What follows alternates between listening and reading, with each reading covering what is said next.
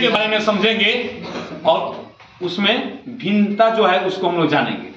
सर्वांगसम मतलब होता है सभी तरह से बराबर, समरूप मतलब होता है एकदम देखने में एक जैसा। देखो कहीं भी ये हम वृत्त बनाते हैं तो एक ही जैसा होगा देखने में, यानी एक दूसरे के ये समरूप होता है, एक जैसा होता है। लेकिन अगर दोनों का त्रिज्या बराबर हम लोग करते हैं दोनों का, तो ये एक दूसरे का सर्वांगसम, एक दूसरे क्या हो जाएगा सर्वांगसम। मतलब होता है कि इस आकृति को इस पर रख दें तो कोई खाली स्पेस न बचे, और इस आकृति को इस पर रख दें तो कोई खाली स्पेस नहीं बचता है। सर्वांगसम का मतलब होता है, याद रखेंगे, जो आकृतियां सर्वांगसम होगी एक दूसरे के, वो एक दूसरे के समरूप भी होती है, एक दूसरे के समरूप होते हैं। सभी बॉल एक दूसरे क्या होंगे समरूप होंगे। क्या होंगे समरूप होंगे, क्योंकि एक ही जैसा दिखाई देगा सब।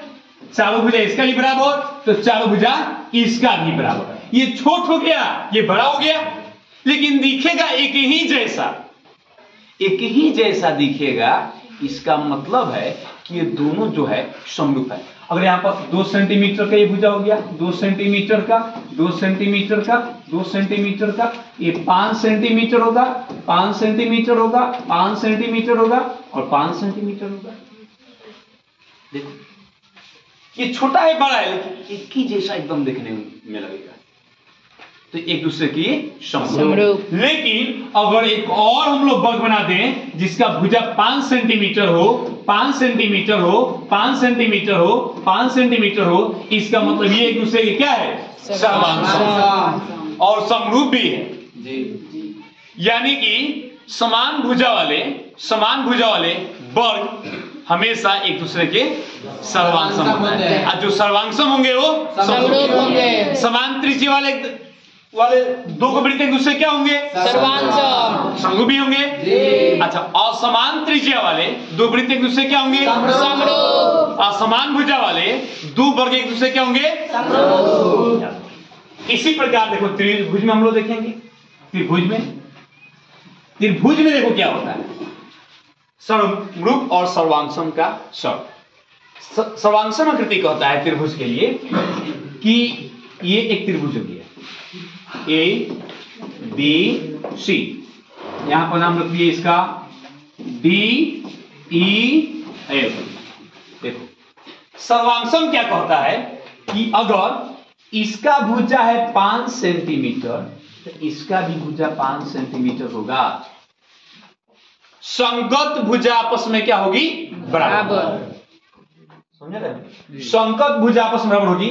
इसकी एक भुजा इसकी किसी न किसी एक भुजा के बराबर होगी, इसकी एक भुजा भी और ये भी किसी के न किसी के बराबर होगी, और इसकी एक भुजा इसकी एक भुजा के बराबर होगी। यानी कि इसमें का तीनों भुजा उस दूसरे आकृति का तीनों भुजा के बराबर होना चाहिए। इसके साथ साथ इसका अगर कोण 30 डिग्री है तो इधर भी कहीं ना कहीं हमको 30 मिलना चाहिए। अगर यहां पर 60 है तो यहां भी 60 कहीं ना कहीं मिलना चाहिए, और यहां पर 90 है तो इसमें भी 90 कहीं ना कहीं मिलना चाहिए। यानी सर्वांगसम दो त्रिभुज सर्वांगसम तब होते हैं जब उनके संगत कोण आपस में बराबर हो तथा संगत भुजाएं भी आपस में बराबर हो। यानी इस त्रिभुज को उठा करके इस पर रखेंगे कोई खाली स्पेस नहीं बचेगा, और इस त्रिभुज को उठा करके इस पर रखेंगे कोई खाली स्थान नहीं बचेगा। यानी एक दूसरे के ऊपर समा जाएंगे एकदम बराबर। तो इसको हम लोग कहेंगे सर्वांगसम।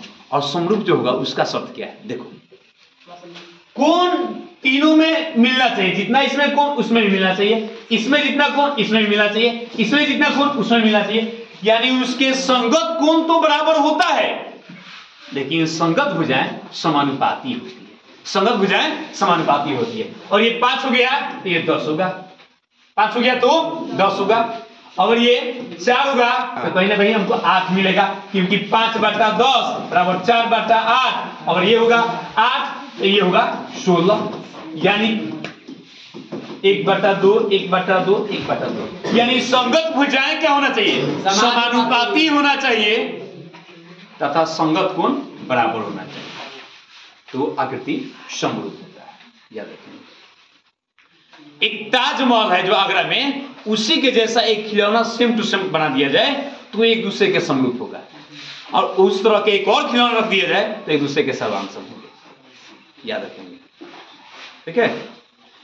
कोई भी आकृति जो सर्वांगसम है एक दूसरे के भी समरूप होंगे, ये अंतर होता है। याद रखेंगे एक और बात कि कलर से समरूप और सर्वांगसम में अंतर नहीं होता है। और ये त्रिभुज को बना दिए लाल कलर से और इसको बना दिए पीला कलर से, तो ये मत कहना कि ये सर्वांगसम नहीं होगा। उससे मतलब नहीं है, कलर से मतलब नहीं होता है। उसके संगत भुजा आपस में बराबर होना चाहिए तथा संगत कोण आपस में बराबर होना चाहिए, तो कोई भी आकृति एक दूसरे के सर्वांगसम हो जाएगा। रंग से फर्क नहीं पड़ता है, ठीक है।